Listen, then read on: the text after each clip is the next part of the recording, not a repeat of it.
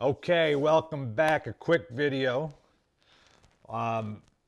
Is this live or is it ToneX? Now I get this question an awful lot, and I get people leaving comments like, it still sounds digital, when they're talking about ToneX, or they see my recordings online, or, you know, I think that most of the time, and we're all guilty of this, most of the time we listen with our eyes. We see something and we prejudge it, and like I said, we're all guilty. So what I'm going to do with this video is I've got my real amp rig set up here in the studio. I've got it running through the console. I've got two SM57s set up on the speaker cabinet. I'm going to record me playing through the amp the same way I record for recording an album. The same thing I did to create the tone models, the Brownstown collections. So I'm gonna do that same setup. I'm gonna use fair warning because I'm kind of set up on that right now, and everybody thinks that's kind of the holy grail guitar sound. So I'm gonna set up and do that, play a few licks, not a lot, and then I'll come back and record those. Then I'm gonna come back and I'm gonna play the same licks through ToneX, through through the 81 Brownstown collection, through a couple of my favorite tone models, the ones that I think most closely match the live rig. So I'm going to do that. Nothing fancy, no studio magic, no nothing. It's the same setup that I used to create these. So you let me know what you think. Here we go. All right, I just want to give you a quick walkthrough here of we'll call it the live side for the video. So here's the cabinet I'm micing up. This is my G1265 cabinet, so I've got the Celestion G1265s in it. There's the Echoplex, flanger, phaser, same old, my usual amp head. Variac is set to approximately 68 volts. So that's all we're running through, just straight out of the amp into a cabinet, quieted down with the Variac, so it's loud in here. I think that covers it, right?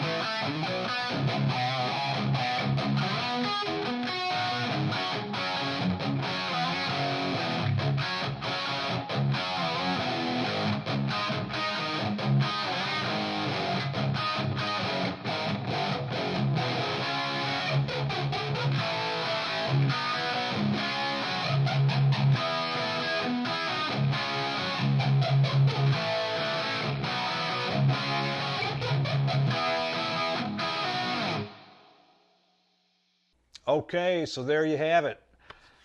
Is it live or is it ToneX?